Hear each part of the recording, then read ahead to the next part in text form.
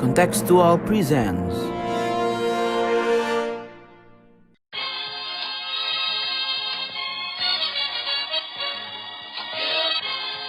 Sondern wir schaffen uns unseren Staat! Mr. Gorbachev, open this gate. Together, we will make America great again. Sudah cukup bagi kita untuk mengatakan bahwa winter is coming. Selamat datang di podcast Bebas Aktif. Kali ini kita ngobrolin seputar isu yang kemarin sempat menghangat di media sosial karena ada sebuah foto yang lumayan menyentuh. Jadi apa tuh? Ada pengungsi pencari suaka berarti ya sebutannya. Dari Myanmar, tepatnya dari wilayah Rakhine, yaitu etnis berarti ya, etnis Rohingya kita nyebutnya ya. Itu mendarat bersandar di Aceh gitu kan. Terus bukannya ditolak malah disambut sama warga Aceh dan diberi sambutan yang cukup hangat lah ya, dipeluk dan seperti itu. Nah, kali ini kita bakal ngomongin seputar hal tersebut gitu. Bagaimana kita sebagai masyarakat Indonesia lah ya, dan mungkin sebagai masyarakat dunia juga merespons terkait isu-isu pengungsi, terutama yang terlagi terjadi di Rakhine tersebut gitu. Bagaimana kita menerima Rohingya, apa pilihan-pilihan respons yang mungkin terjadi gitu dalam respons refugee crisis ya, kita bisa nyebut. Secara spesifik menarik karena kemarin itu yang jadi kontras adalah sebenarnya aparat gitu, dalam hal ini adalah tentara, itu melarang kapal itu bersandar sebenarnya, perahu-perahu. Ada cerita itu ya di baliknya ya. Iya, ada cerita itu. Mereka dikasih sedikit makanan untuk sekedar bisa bertahan hidup, tapi kemudian didorong lagi ke laut gitu. Padahal mereka nggak punya lagi tempat di mana, itu kan sama aja. Ngeluarin ngasih makan sebentar, tapi habis itu kalau lu mati jangan mati di sini deh gitu. Betul. Wow.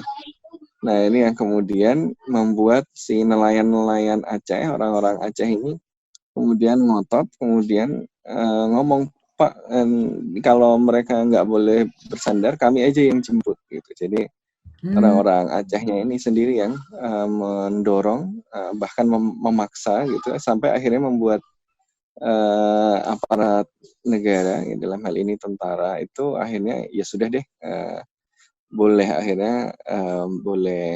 mendarat. Tapi itu karena desakan dari si orang-orang Aceh. I see. Ini. Nah, ini di sini makanya jadi ramai, jadi kontras yang menarik gitu. Ada dua logika yang kemudian kita saksikan di sini. Oke, Mas. Oke, ya pokoknya itu yang bakal kita explore lah ya di podcast kali ini. Jangan kemana-mana, tetap di podcast Bebas Aktif. Mr. Gorbachev, open this gate. Together, we will make America great again. Oke, kita masuk ke segmen pertama. Sebelum itu, jangan lupa untuk follow Contextual di Instagram dan Twitter @contextualcom. Jangan lupa juga subscribe YouTube kita, Contextual Media. Banyak juga konten-konten menarik yang ada di sana. Jangan lupa juga buat baca-baca artikel di website kita, contextual.com. Dan tentunya jangan lupa follow Spotify ini, podcast Bebas Aktif. Oke, kita langsung ke pembahasan. Gimana, Be? Jadi intronya udah cukup menggambarkan ya. Jadi sekilas lagi kita lihat sekitar 100 orang pengungsi Rohingya yang udah terombang-ambing itu diselamatkan oleh nelayan di Aceh Utara, yang mana tadi kontras dengan respon yang diberikan oleh tentara, dalam hal ini diberikan oleh negara. Jadi yang seperti Mas Sofan sebutkan tadi, kayak semacam ada dua logika yang bertentangan di sini, logika dari negara sama logika dari masyarakatnya gitu. Jadi ini yang mungkin akan banyak kita bahas di episode kali ini. Oke. Iya. Mungkin langsung masuk ke pertanyaan pertama kali ya. Iya, jadi kita kan tentu tahu ya bahwa negara ini apa ya? Kalau di berita-berita sering banget yang namanya menolak atau minimal mengkonten gitu kedatangan dari para pengungsi gitu. Nah, pertanyaannya adalah apakah respon semacam ini itu sebenarnya adalah kecenderungan alamiah dari negara? Apakah ini nature-nya negara? Misalkan logika negara kan ya seperti biasa ya, negara dibangun di atas logika self interestnya dia, national interestnya dia, dan apalagi kayak misalkan di ASEAN ini kita punya sensitivitas non intervensi yang mana kalau musik-musik masalah Rohingya nanti dikira musik-musik masalah dalam negerinya Myanmar. Ya, terus abis itu juga kita juga cenderung untuk ya kalau ada pengungsi artinya kita menambah masalah di dalam negeri yang menurut kita sendiri ya kita udah punya banyak masalah gitu di dalam negeri kita sendiri.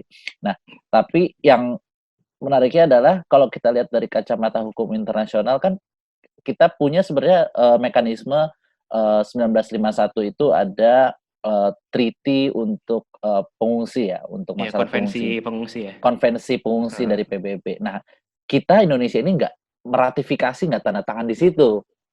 Jadi ya secara hukum internasional kita merasa tidak punya kewajiban untuk menerima mereka sebagai pengungsi. Jadi ya kalau misalkan kita menerima mereka sebagai pengungsi, kayak misalkan dulu pernah ada kejadian yang di Pulau Galang dari Vietnam War itu, ya itu karena balik lagi ke national interest kita. Apalagi kalau yang misalkan kita berkaca membandingkan dengan kasus yang Pulau Galang dari Vietnam, itu kan sebenarnya lebih mengarah pada kepentingan kita untuk mengcontainment upaya-upaya penyebaran komunisme dari Vietnam. Jadi ada kepentingan geopolitiknya juga sebenarnya. Nah, kalau yang sekarang di Myanmar itu sepertinya kita nggak punya kepentingan geopolitik itu di Asia Tenggara, dan juga kita nggak punya kepentingan kayak misalkan ekonomi atau juga yang lainnya dengan negara Myanmar, sehingga kita juga merasa nggak urgent amat untuk menerima pengungsi dari Rohingya. Oke. Kira-kira begitulah logika negara yang ditangkap dari sini. Dan itu yang kemudian kontras dengan masyarakat Aceh yang kemudian secara sukarela membantu untuk menyelamatkan mereka, meskipun mungkin bakal dilihat lagi ini di tengah pandemi, apakah mereka yakin bebas dari virus dan lain sebagainya. Tapi ya balik lagi mungkin masyarakat Aceh melihatnya nggak nyampe jauh ke situ, mereka cuma melihat secara sederhana bahwa mereka sesama manusia, mereka harus diselamatkan. Toh kalau misalnya mereka ternyata sakit ya kita di sini ya harus bisa dibantu, daripada mereka terombang-ambing ya zolim juga kan membiarkan orang terombang-ambing di tengah lautan. Seperti yang kelihatannya sih begitu, yang ada kontrasnya di situ logika negara dengan logika kemanusiaan, yang mana ya sekali lagi yang namanya logika kemanusiaan nggak selalu sama dengan logika negara yang dasarnya adalah national interest-nya mereka. Ya, tapi logika negara yang begitu itu kalau kita lacak lagi sebenarnya kan sesuatu yang hadir dari konseptualisasi kita tentang negara itu sendiri gitu ya. Jadi negara itu sebagai sebuah konsep, terutama negara dalam konsepsi negara bangsa hari ini itu dibangun di atas eksklusi, ya, inklusi dan eksklusi, ya, gagasan untuk mengidentifikasi mana yang di dalam dan mana yang di luar, ya, mana in-group yang dengan out-groupnya gitu kan, in-group dengan out-group. Ini karena kemudian ketidakjelasan in-group dan out-group ini yang memunculkan tumpang tindih otoritas pada masa-masa abad pertengahan di Eropa yang memunculkan terus-menerus yang nggak selesai-selesai gitu kan.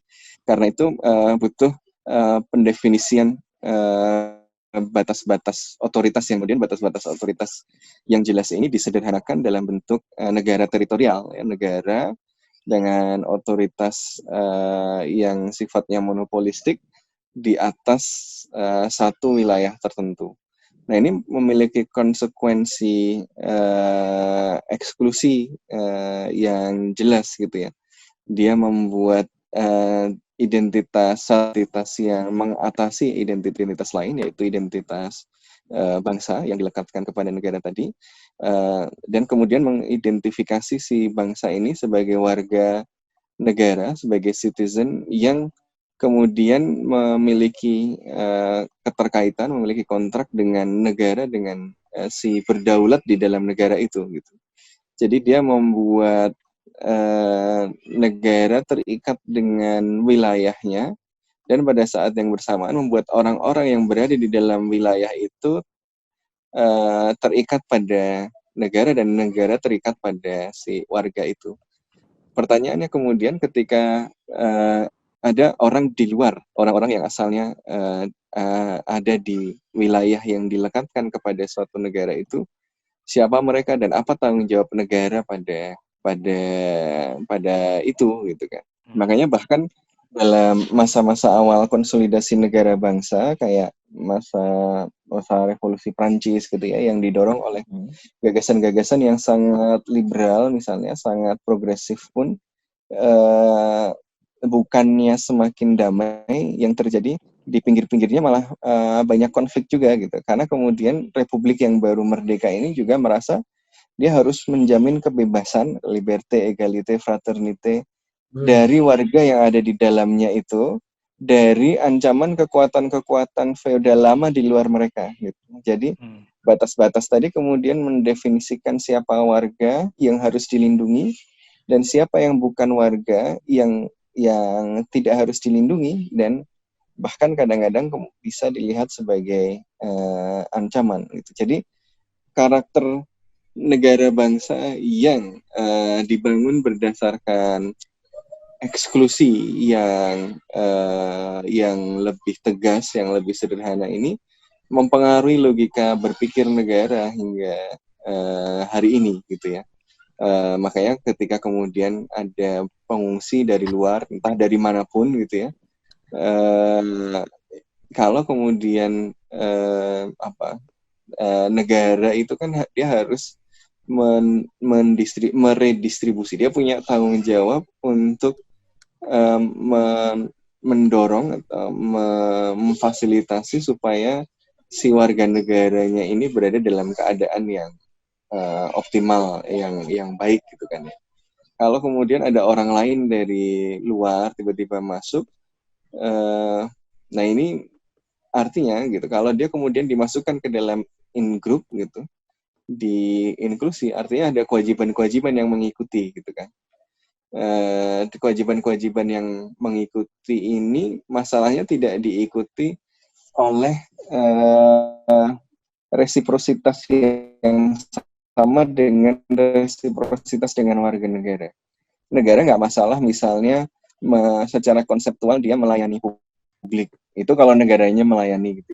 Tapi ini secara teoretik aja, tidak masalah negara melayani karena negara mendapatkan sebagian otoritasnya dari ini gitu kan. Warga negara bayar pajak, maka saya ngasih fasilitas publik untuk masyarakat luas ini gitu. Jadi ada resiprositas antara negara dengan warga negara gitu. Nah, tapi refugees ini seringkali kemudian tidak masuk di dalam kategori ini gitu, karena kemudian si negara berpikir, loh ini nggak ada resiprositasnya buat saya gitu.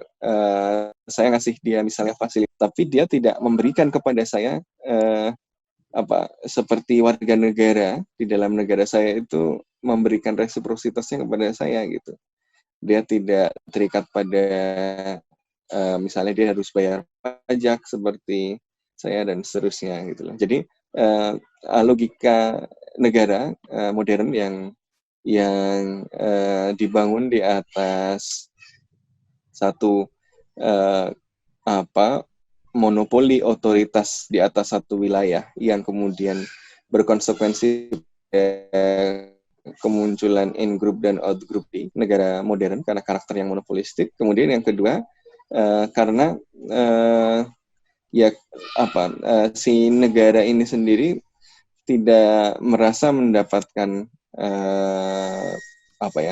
tidak merasa ini timbal balik gitu. Kalau saya ngasih dengan sumber daya yang itu diberikan dari warga negara saya, dia tidak kembali kepada saya, itu kembali kepada orang lain yang belum tentu juga akan kembali kepada warga atau kembali kepada saya juga. Padahal yang diamanatkan kepada saya ini kan untuk kontrak sosial kepada warga saya sendiri gitu lah, kepada warga negara. Ada mereka ini kan para pengungsi ini kan di luar kontrak sosial tersebut. Jadi negara kemudian memiliki ukuran yang berbeda gitu. Nah ini yang kemudian seringkali menjadi cenderungan dari negara untuk menolak pengungsi gitu. Apalagi ujung terowongannya belum kelihatan. Ini masalahnya selesai kapan, akan jadi seperti apa belum jelas gitu. Jadi yang sudah dibayangkan negara adalah wah ini nanti anggaran akan keluar banyak, tetapi tidak kembali kepada negara dalam bentuk manfaat yang lebih tangible atau bahkan bisa dianggap sebagai ancaman gitu kan. Nah, tapi sebenarnya cara berpikir negara yang seperti itu juga penting untuk ditinjau kembali gitu. Apakah misalnya keterkaitan eksklusif antara negara dengan warga negara tadi itu membuat negara boleh mempertahankan kecenderungan untuk tidak terlalu mempedulikan para pengungsi yang itu bukan warga negaranya. Bagaimana jika warga negara bagian dari kontrak sosialnya menghendaki sebuah negara yang terbuka, sebuah negara yang menjadikan kepedulian kemanusiaan sebagai prioritasnya. Jadi negara ini harus dilihat tidak sekedar sebagai entitas yang independen dari warganya gitu ya. Ketika kemudian dia bisa berpikir tentang sebuah national interest yang objektif, tapi dia selalu terikat dengan warga negaranya tadi. Bahkan ketika misalnya ada pengungsi, national interest itu yang menentukan siapa? Yang menentukan adalah masyarakatnya, bukan definisi objektif dari petugas-petugas negara gitu. Negara justru harus merespon aspirasi dari publik. Jadi negara seharusnya tidak terjadi konflik antara logika negara dengan logika kemanusiaan ya, karena publik kalau dia punya suara kuat, dia seharusnya bisa membuat negara menjadi negara yang menjalankan kontrak sosialnya dengan publik. Kalau publiknya mau negara berlogika kemanusiaan, ya seharusnya negara melakukan itu gitu. Bukannya kemudian malah berbenturan dengan warga negaranya itu sendiri. Nih, menarik. Nah, itu tadi kita kan cara kita melihat negara sebagai satu keutuhan yang uniter gitu katakanlah ya. Dalam hal ini sejauh peran rezim yang tengah berkuasa atau misalnya parpol dominan yang berkuasa di sebuah negara itu sebenarnya mempengaruhi respons negara terhadap pengungsi. Karena kan bisa jadi memang nature-nya seperti itu, tapi tergantung pemerintahannya juga yang lagi berkuasa. Kira-kira gimana, Bis? Nah, gue setuju tuh sama pertanyaan Bebe. Bahkan itu bukan pertanyaan kali, Be. Maksudnya gue paham arahnya bahwa memang kalau Mas Sofwan kan melihat bahwa negara adalah kontrak sosial, dan makanya tadi kalau misalnya ada perspektif kemanusiaan dalam kontrak sosial tersebut, biasanya negara tersebut akan lebih terbuka, dan itu kontrak sosial tersebut kan dibawa sama ideologi yang dibawa pas pemilu gitu, atau yang dikampanyekan gitu kan. Secara praktisnya kan ada di ranah tersebut gitu ya. Dan salahnya kan kita nggak jelas ideologinya apa ini. Aduh. Jangan ngomongin Indonesia. Jangan ngomongin Indonesia dulu. Ngomongin yang lain dulu. Idealnya dulu ya. Idealnya dulu. Konsep dulu. Jangan tiba kalau kita masuk ke Indonesia agak sulit gitu, soalnya kalau ngomongin ideologi. Iya. Aja Indonesia ngomongin Indonesia. Kenapa kalau masuk Indonesia gimana? Lu bilang Indonesia nggak ideal. Tidak ada contoh ideal, Mas. Kan memang semua negara punya masalahnya masing-masing. Dan kalau misalnya gue ngambil langsung ke contoh gitu ya, mungkin yang paling mendekati ideal adalah yang gue tahu juga adalah Swedia dan Selandia Baru gitu. Swedia itu awal abad 20, mereka cukup banyak nih menerima refugee. Bahkan ada salah satu tahun di mana refugee-nya itu sampai melebihi jumlah dari penduduk yang bertambah gitu, yang lahir. Jadi refugee lebih banyak daripada penduduk yang lahir. Dan kalau nggak salah di Norway juga kayak gitu. Dan untungnya apa? Untungnya ya mereka jadi nggak kekurangan populasi, karena Eropa Utara lagi mengalami depopulasi ya. Kalau di New Zealand memang mereka cukup progresif lah memang pemerintahannya dari lama. Dan yang bisa kita lihat juga dari Jacinda Ardern dalam mengatasi masalah juga lumayan progresif kan approach kebijakannya. Nah, poinnya adalah sebenarnya ada dinamika yang terjadi gitu di Swedia terutama yang gue tahu. Akhirnya banyak isu yang sifatnya interrasial gitu. Jadi yang tadinya karena mereka homogen, terus kedatangan yang bentuknya berbeda gitu kan, yang warna kulitnya beda, terus kohesivitas sosialnya itu agak terkikis dan akhirnya seperti yang kita tahu meningkatkan kelompok-kelompok ekstremis kanan yang tidak senang dengan kehadiran kelompok-kelompok refugee ini, dan akhirnya memang balik lagi apa berarti itu Swedia adalah negara yang ramah dengan dengan refugee, atau sebenarnya karena pemerintahnya aja gitu yang lagi pro dengan imigrasi, pro open border dan menerima pengungsi dengan tangan terbuka gitu. Jadi memang kalau misalnya balik ke pertanyaan Bebe, betul itu berpengaruh dengan siapa yang berkuasa, dan ada tren yang tampaknya backwards ya kalau misalnya ngomongin soal keterbukaan atas imigran. Sekarang udah cukup lebih tertutup, tapi ya dinamika setiap negara masing-masing, dan bahkan mungkin gue yakin ya di Indonesia dalam menghadapi pandangan akan imigran masuk gitu, nggak harus refugee, itu juga beda-beda gitu. Ada yang menganggapnya mungkin sebagai ancaman, ada yang menganggapnya sebagai opportunity, sebagai mungkin network. Beda-beda setiap wilayah di Indonesia, karena mungkin ya balik lagi keterpaparannya akan dunia internasional, dan bukan yang nggak bisa disalahin, tapi memang itu yang terjadi di budaya setempat. Dan kalau ngomonginnya hubungannya dengan negara, Indonesia agak sulit, bukan hanya karena kita punya ideologi yang bukan problematik, bukan hanya karena kita punya ideologi yang sulit diperdebatkan, tapi kita juga punya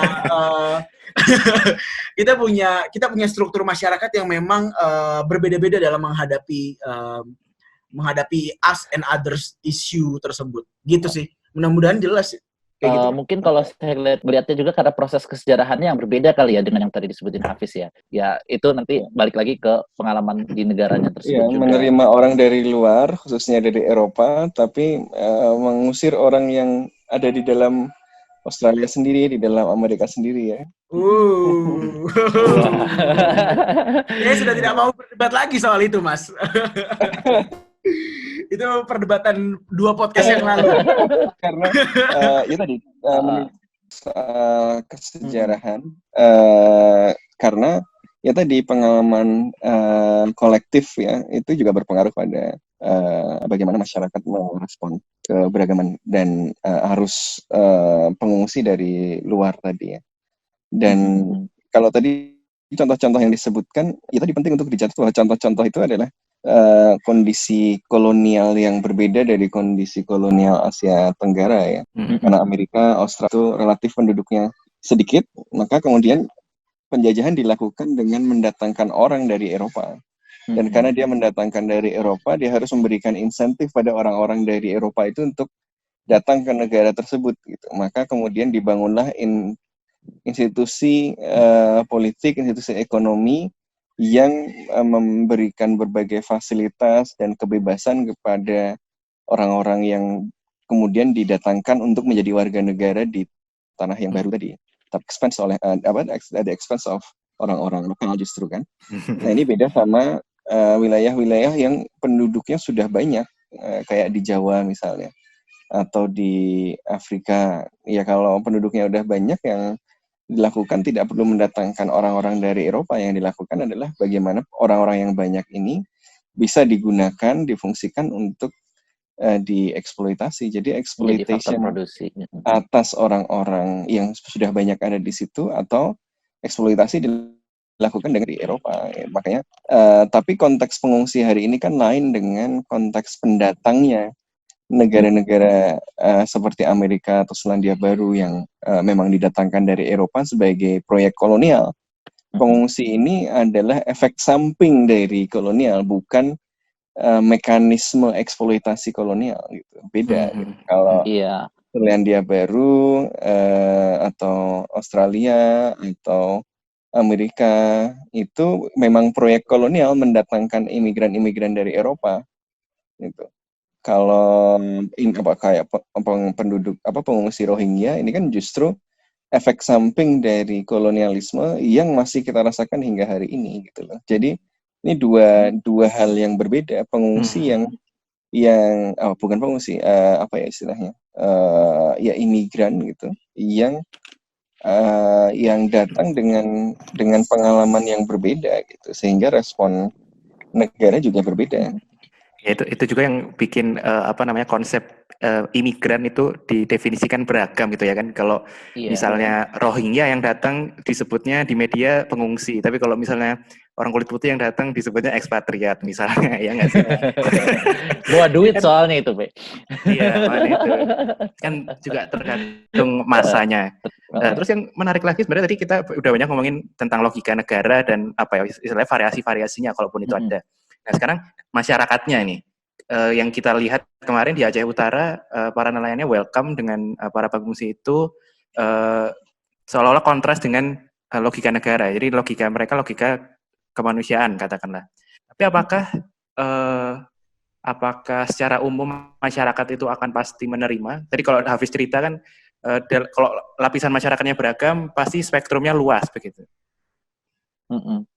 Dan apakah juga katakanlah apakah masyarakat yang menerima ini menerimanya benar-benar menerima secara dengan basis murni kemanusiaan, ataukah jangan-jangan adakah faktor-faktor lain misalnya Muslim Brotherhood atau faktor-faktor persamaan yang lain gitu. Katakanlah misalnya yang datang bukan Rohingya tapi orang Yahudi gitu.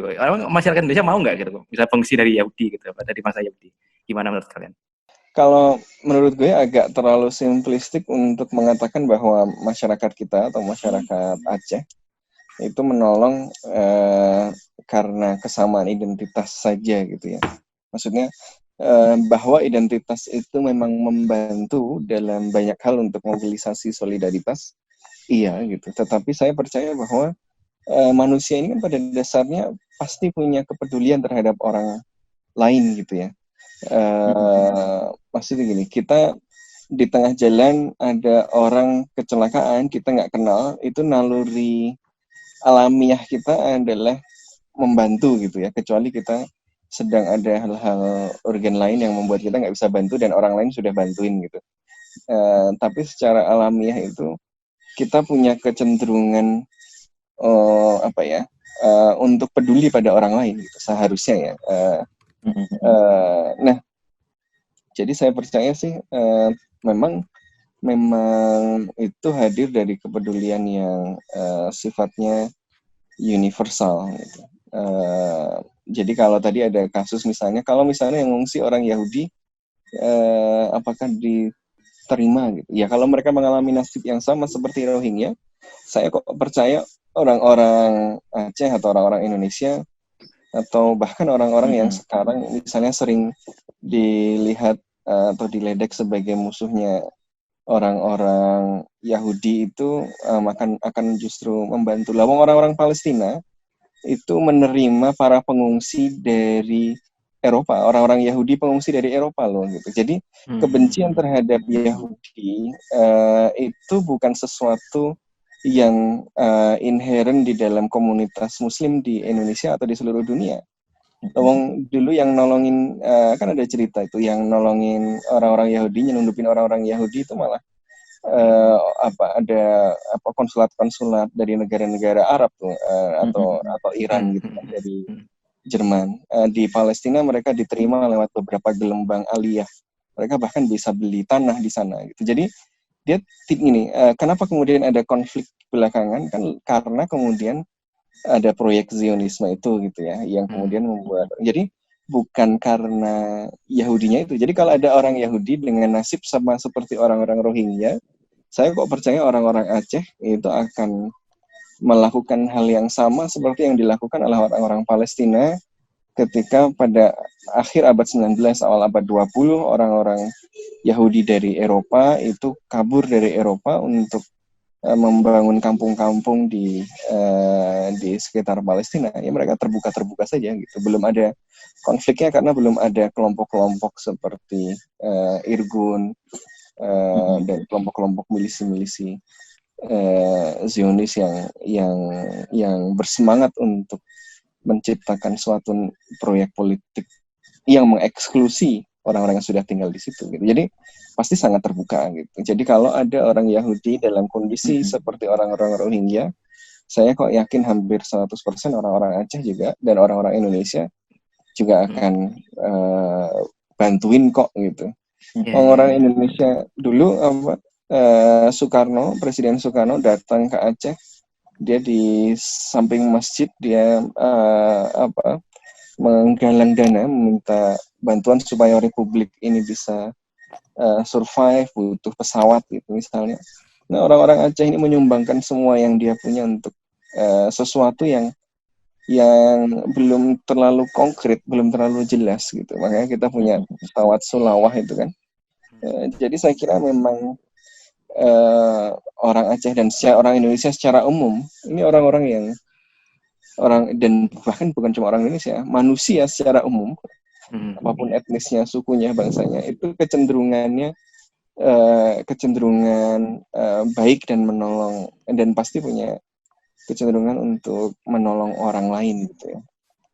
Tapi kemudian kecenderungan ini kadang tertutup oleh hal-hal lain gitu, ketika kemudian ada kepentingan yang membuat cara berpikir yang memprioritaskan kemanusiaan ini jadi ketutup sama logika yang lain tadi gitu.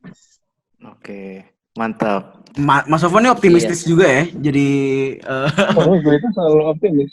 Makanya kenapa dalam perdebatan dinamika ekopoli ini gue selalu bilang ini orang-orang ini sebenarnya barangkali maksudnya sama-sama baik, cuma latar belakangnya, cara berpikirnya dan macam-macam membuat mereka punya gagasan yang berbeda gitu loh. Mas Sofwan ini antitesisnya Thomas Hobbes ya. Ini kayaknya saya karena asumsi dasarnya Thomas Hobbes ini dulu pengantar HI. Antitesisnya Thomas Hobbes ya. Ya udah itu aja kali B ya untuk segmen pertama. Ini segmen pertama ya. Udah paham lah konsep kira-kira bagaimana negara itu bisa sebenarnya lebih dinamis ya dalam menghadapi kasus pengungsi, terutama pengungsi yang keluar dari negaranya karena memang situasi instabilitas di dalam negeri mereka yang memaksa mereka untuk harus keluar dari negara tersebut. Dan juga bagaimana sebenarnya manusia itu pasti punya empati gitu untuk melihat manusia lain yang sedang kesusahan terlepas dari identitasnya. Jadi memang semoga itu optimisme itu ada di semua masyarakat dunia lah ya. Iya. Terutama di tengah masa krisis kayak sekarang. Oke, segitu dulu untuk segmen pertama. Tetap di podcast Bebas Up. Mr. Gorbachev, open this gate. Together, we will make America great again. Kembali lagi di podcast Bebas Aktif. Yoi. Sekarang masuk ke segmen kedua sebelum penghabisan. Tadi udah sangat jelas ya kita lihat diskursus logika negara dan logika kemanusiaan dalam melihat fenomena pengungsi ini. Nah, gue jadi berpikir nih, bertanya-tanya, apakah diskursus tentang kesejahteraan pengungsi di Indonesia ya terutama, itu akan selalu diinisiasi oleh masyarakat sipil alias bottom up. Karena kita tahu tadi dengan pemikiran logika negara yang seperti itu, tampaknya well-being pengungsi ini akan selalu diusahakan sama masyarakat sipil saja gitu, bottom up aja gitu. Menurut kalian gimana? Iya, kalau dilihat dari Indonesia yang kemarin itu yang speak up itu kan masyarakat Aceh dan juga kayak NGO yang biasa bergerak di charity kemanusiaan itu yang banyak bergerak ya, bukan dari state-nya. Tapi ada nggak ya kira-kira kemungkinan dari negaranya gitu ya? Iya, kalau kita lihat kan tadi dari diskusi kita tadi sebenarnya keterbelahan antara logika kemanusiaan dengan logika negara ini bukan sesuatu yang tidak bisa terjembatani gitu. Adalah benar bahwa logika negara yang terbentuk dari ya sejarah terbentuknya negara itu sendiri memang memiliki kecenderungan misalnya eksklusi gitu ya, in group out group, yang kemudian membuat negara seringkali tidak merasa bahwa kepedulian kepada sesuatu yang atau sekelompok masyarakat yang bukan citizen gitu, yang bukan warga negaranya itu sebuah prioritas yang harus diperhatikan, bahwa memang ada kecenderungan itu gitu, dan kita melihat itu dalam kasus sikap aparat negara kemarin dalam merespon pengungsi Rohingya. Tapi itu bukan sesuatu yang inherent dan tidak bisa diubah gitu. Jadi memang logika negara punya kecenderungan untuk seperti itu gitu, eksklusi gitu ya, untuk misalnya tidak terlalu antusias membantu pengungsi yang dari luar gitu, dan melihatnya lebih sebagai ancaman atau setidaknya beban.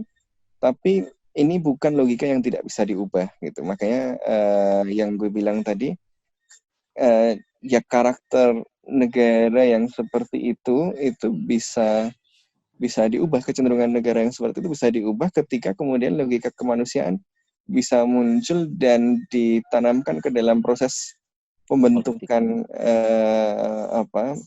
kepentingan negaranya tadi gitu. Jadi kepentingan negara yang dianggap objektif itu kan sebenarnya subjektif, dan berarti ada kemungkinan gitu logika kemanusiaan yang hidup di masyarakat itu kemudian memenangkan proses penafsiran kepentingan nasional tadi gitu. Jadi masalahnya kan selama ini birokrasi negara yang berpikir dengan cara negara berpikir yang konvensional, yang konservatif tadi, itu yang dominan gitu ya, karena mereka kemudian menguasai tafsir kepentingan nasional itu gitu.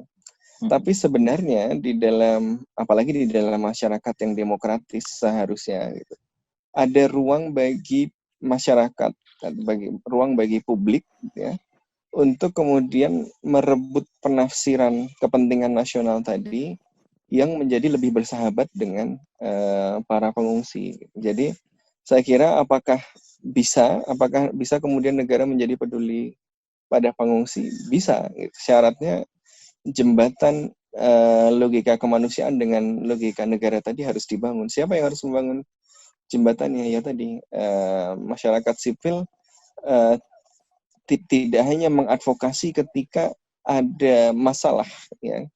Ketika ada misalnya kejadiannya pengungsi datang dan macam-macam, tetapi mencoba melihatnya lebih sistematis gitu, dan kemudian masuk ke dalam proses pembuatan kebijakan. Jadi tidak hanya di ujung ketika ada masalah, tetapi cara berpikir aparat negara berarti belum diubah gitu kan, national interest-nya masih dengan cara berpikir yang lama gitu. Maka ya kuncinya adalah seberapa jauh masyarakat sipil dan masyarakat yang peduli pengungsi itu mau dan mampu masuk ke dalam proses membentuk logika negara tadi. Setuju. Nah ini masalahnya ini ya, kalau dari NGO dan bagian civil society Indonesia secara umum tampaknya kan selalu mengadvokasikan gitu. Tapi masalahnya ada yang kurang gitu. Kayaknya nggak ada parpol yang bersuara tentang ini. Ya nggak sih? Iya sih, tapi kalau saya lihat sih udah ada sih beberapa politisi yang melalui akun medsosnya gitu ya, dia kayak ngungkapin kepeduliannya, mengapresiasi masyarakat Aceh. Tapi akun medsos itu kan kampanye aja. Tapi ya itu lagi belum tentu masuk ke decision making prosesnya nanti yang di akhirnya. Iya betul. Belum tentu juga dia memang ingin mempromosikan itu dalam misalkan kalau di DPR ada prolegnasnya ya, enggak juga. Toh kita nggak pernah nemuin belum pernah nemuin juga kan prolegnas kita yang ngomongin masalah pengungsi dari luar atau yang kemanusiaan yang dalam arti luas yang kayak gini, lebih berkutat isu domestik yang seperti sekarang ini. Ujung-ujungnya dipakai jadi ini ya, malah jadi aji mumpung buat gimmick sebenarnya. Apalagi dari oposisi kan memanfaatkan ini ke pemerintahnya gitu. Ngomong-ngomong soal Indonesia tadi, Indonesia kan tadi kalau kata Majid bukan bagian dari bukan penanda tangan Refugee Convention tahun 1951 ya kan? Nah, padahal Indonesia sendiri sebenarnya banyak dijadikan sebagai negara transit gitu. Biasanya kan dari pengungsi yang mau ke Australia begitu. Nah, sebenarnya apa sih implikasinya kita nggak ada di situ di Refugee Convention itu, dan apakah ada kesengajaan dari negara untuk tidak meregulasi terlalu banyak gitu? Jangan-jangan ada kesengajaan gitu misalnya.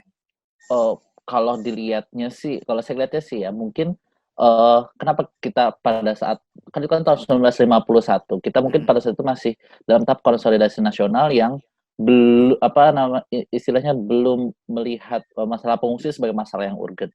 Apalagi kan pada saat itu kita lebih fokus kepada dan di dalam negeri kita juga ada proses menentukan siapa orang Indonesia dan siapa bukan orang Indonesia gitu kan.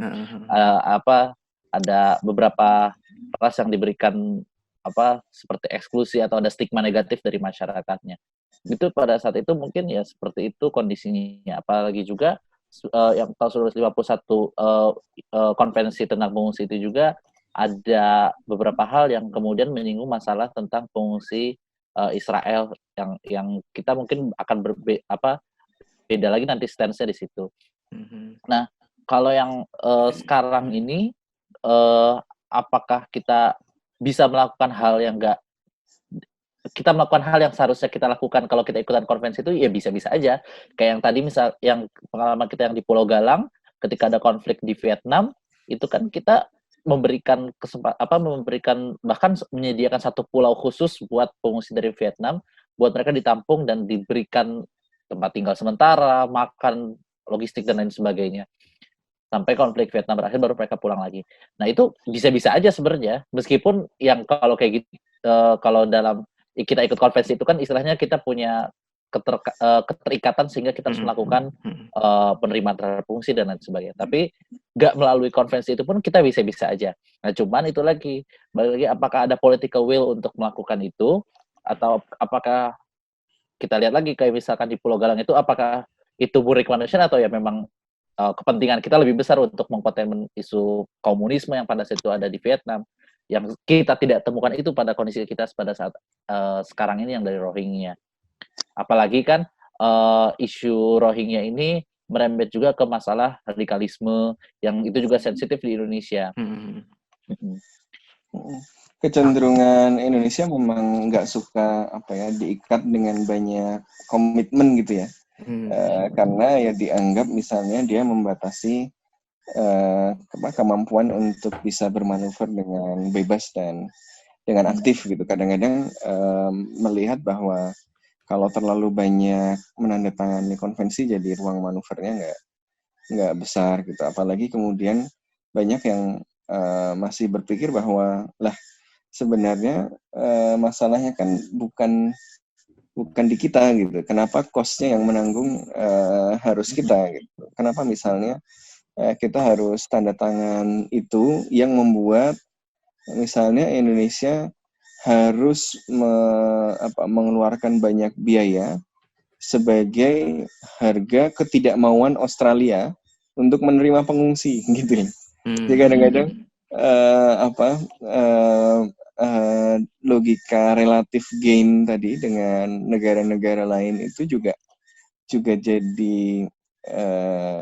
jadi hambatan untuk Indonesia menerima ini. Jadi memang arenanya itu nggak cuma antara negara dengan masyarakat di dalam negerinya juga gitu. Negara juga, logika negara juga meliputi logika relatif gain tadi gitu. Kalau gue melakukan ini, gue jadi banyak beban, sementara negara lain jadi bisa mengalihkan beban itu kepada saya gitu.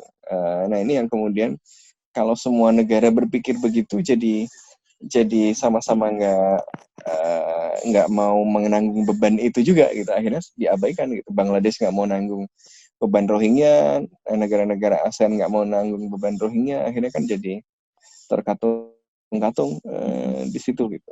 Tapi kalau ada yang nanggung dia merasa kok gue yang nanggung, yang bikin masalah siapa, yang lain gimana gitu kan. Jadi memang kita hidup di dalam dunia yang membuat negara atau aktor-aktor pembuat kebijakan atas nama negara ini pilihannya memang banyak gitu ya, yang dihitung harus banyak gitu. Jadi in that sense kita memaklumi ada banyak constraint sehingga ada sikap yang demikian itu. Meskipun demikian, saya kira dengan beragam constraint itu pun seharusnya gitu ada cara untuk menjembatani logika kemanusiaan tadi dengan logika negara yang kompleks tadi hitung-hitungannya itu.